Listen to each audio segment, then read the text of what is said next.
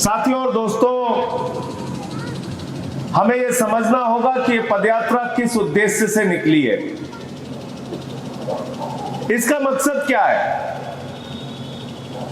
क्या सिर्फ ये मकसद है कि 5 दिन 10 दिन हम लोग किसी इलाके में चलेंगे, फिर अपने घर चले जाएंगे और फिर से टीवी देखेंगे, फिर से अपने घर परिवार में व्यस्त हो जाएंगे, अपने कारोबार में लग जाएंगे, अपने व्यापार में लग जाएंगे?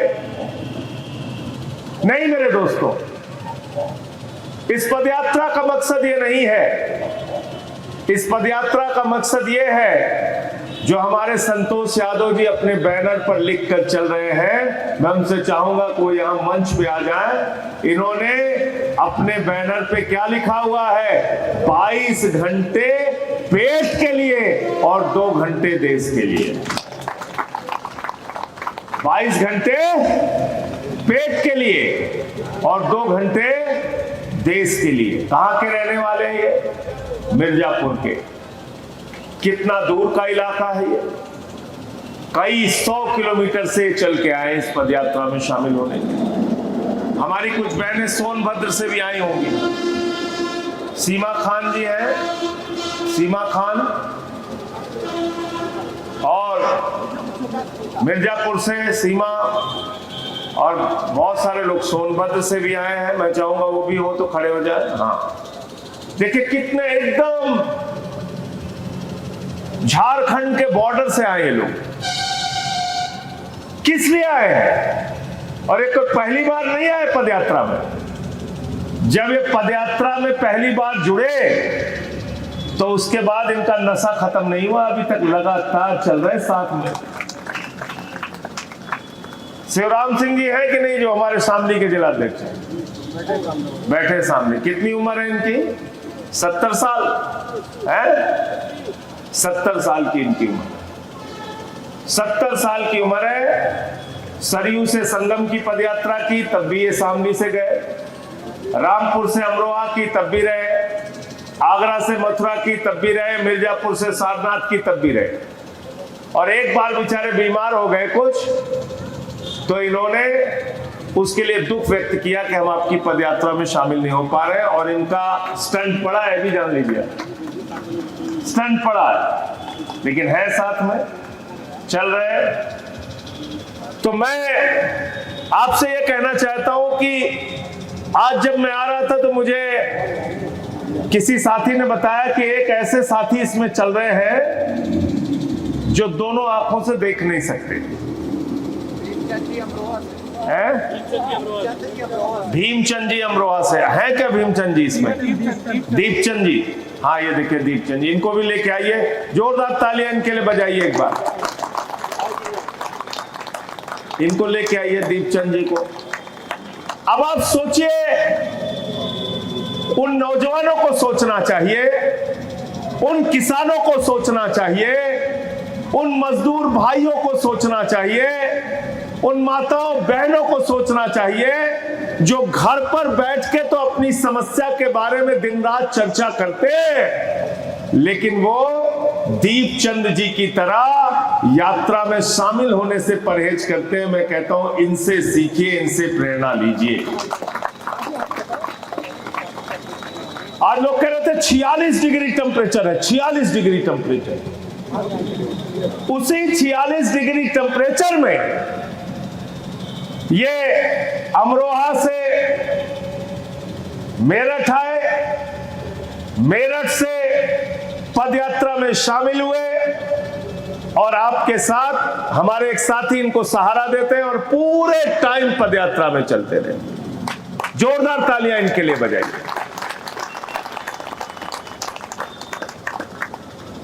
जिनको आंखों की रोशनी से नहीं दिखाई देता, वो दिल से आपकी बेरोजगारी की समस्या और समाज के भेदभाव को महसूस कर पा रहे हैं। तो आप क्यों अपने घरों पर बैठे हैं? मेरा सवाल यह है आपसे, निकलिए अपने अपने घरों से। और एक बड़ी तादाद में, ठीक कहा हमारी बहन ने, कि अगर 22 लाख बच्चों का पेपर लीक हुआ, उसमें से 4 लाख भी सड़क पर उतर गए होते तो नरेंद्र मोदी की नींद हराम हो जाती, रातों की नींद हराम हो जाती। लेकिन मेरा अपना ऐसा मानना है, सामाजिक परिवर्तन आने में समय तो लगता है, लड़ाई उसकी लंबी लड़नी पड़ती है, लेकिन फिर भी मैं इस देश के लोगों को धन्यवाद देना चाहूंगा कि उन्होंने इस आम आदमी पार्टी की मुहिम को अपना बल दिया, अपनी ताकत दी। 3 बार दिल्ली में हमारी सरकार बनाई, आज हमारा विपक्ष का नेता है। 2 बार पंजाब में, 1 बार विपक्ष का नेता बनाया, दूसरी बार 92 सीटें देके प्रचंड बहुमत की सरकार बनाई और 13% वोट देके गुजरात, जहां भाजपा का सूरज नहीं डूबता, वहां पर 5 विधायक आम आदमी पार्टी के जिताए और गोवा जैसे सुदूर राज्य में 2 हमारे विधायक जीत कर आए और मध्य प्रदेश में हमारी मेयर बनी और उत्तर प्रदेश में हमारे 10 चेयरमैन पार्षद बने, तमाम लोग जीत कर आए नगर निकाय के चुनाव में।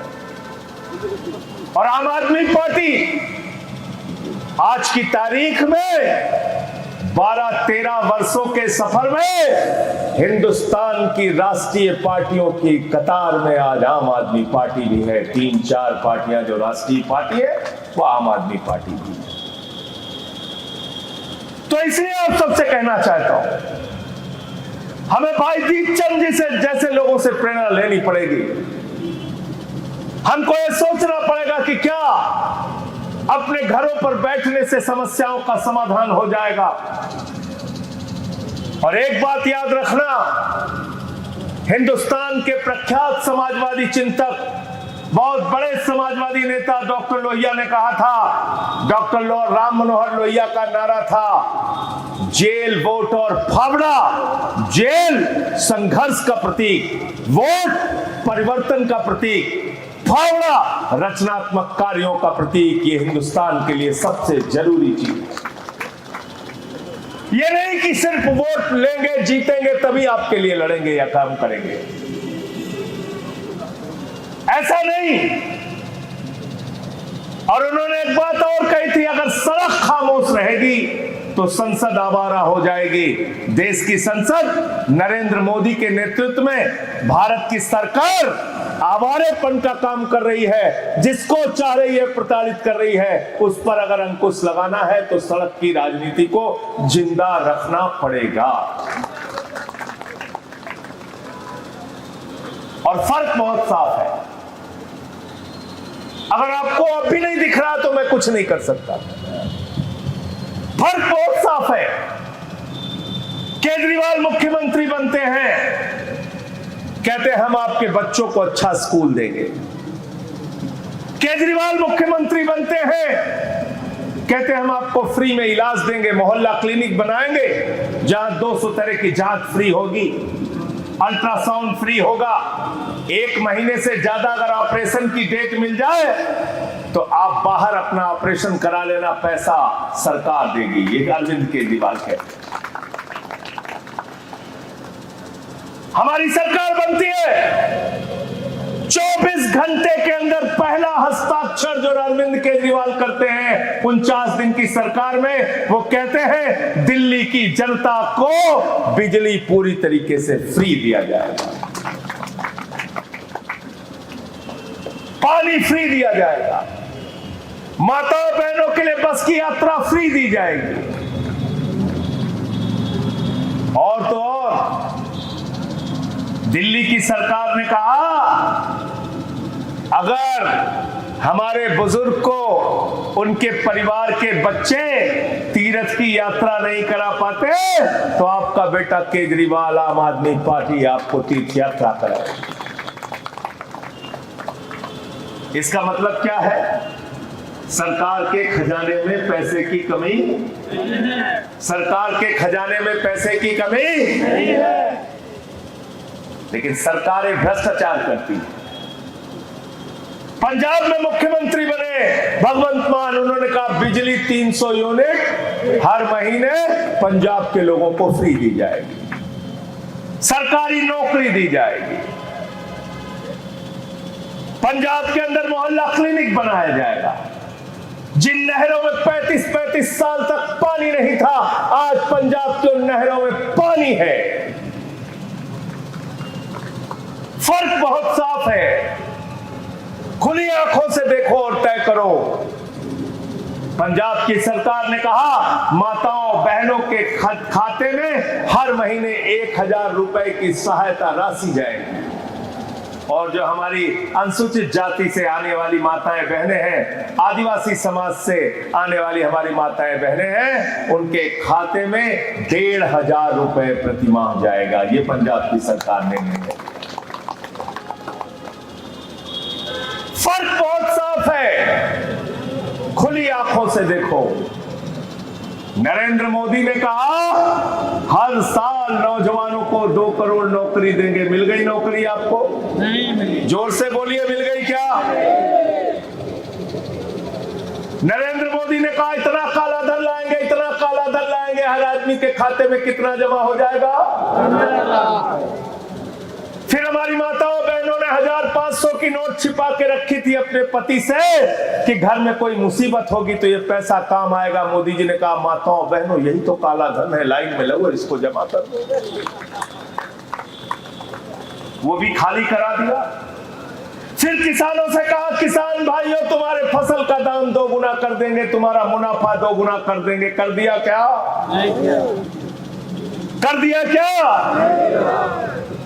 फिर कहा 2022 15 अगस्त तक सबको पक्का मकान देंगे। पक्का मकान तो छोड़ो, झुग्गियों पे, मकानों पे बुलडोजर चलाने का काम मोदी योगी की सरकार ने किया। किया कि नहीं किया बताओ? वादे पे वादा, वादे पे वादा, झूठ पे झूठ, झूठ पे झूठ। फिर दिल्ली में आए, बोले माताओं बहनों अपना खाता खुलवा लो। बहनों ने कहा क्यों? बोले 9 मार्च 2025 को तुम्हारे खाते में 2500 रुपए आ गया। कितना आएगा कुलदीप भाई? 2.5।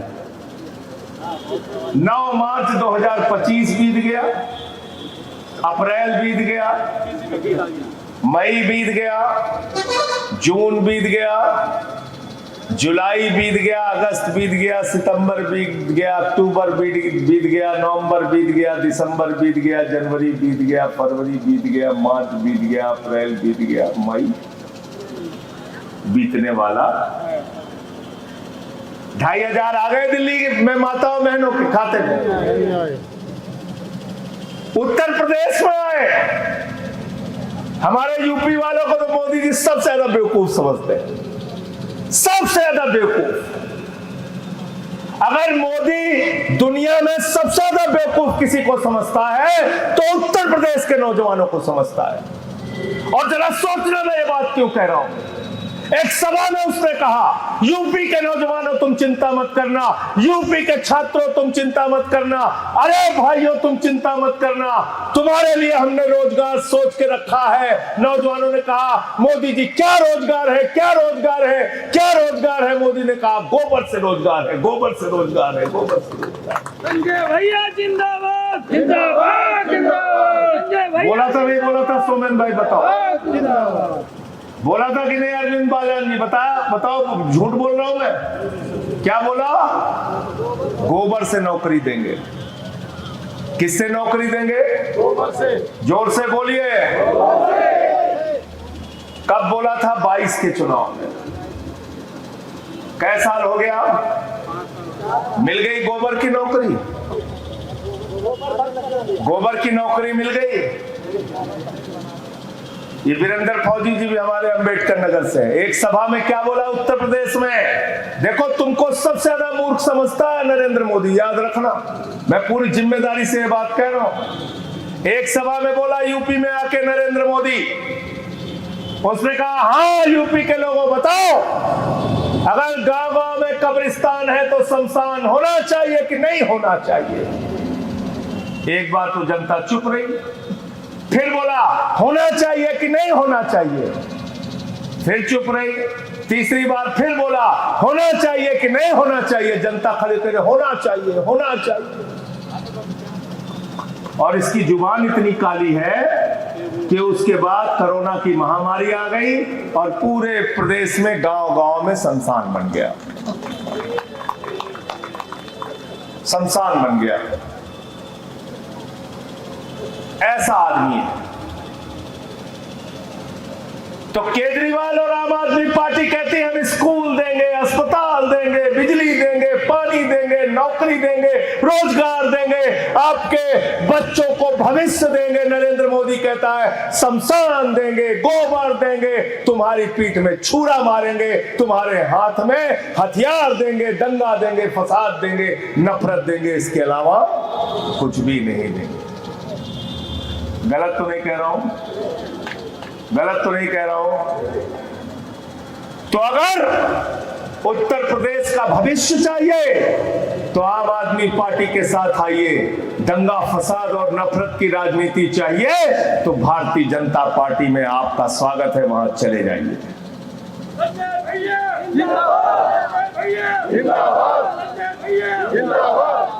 और ये बात सीना ठोक के आपको बोलनी पड़ेगी। मैं कहना चाहता हूं बिल्कुल मत डरो, जाओ लोगों के बीच में बैठो और बात करो और बोलो फर्क साफ है। आओ हम बात करते हैं शिक्षा पर किसने काम किया, किसने काम किया अस्पतालों पर, किसने काम किया बिजली पानी पे, और किसने काम किया दंगे फसाद और नफरत की राजनीति पे। खुलेआम बोलो, मैं कहता हूं बोलो, खुलेआम बोलो, चर्चा करो।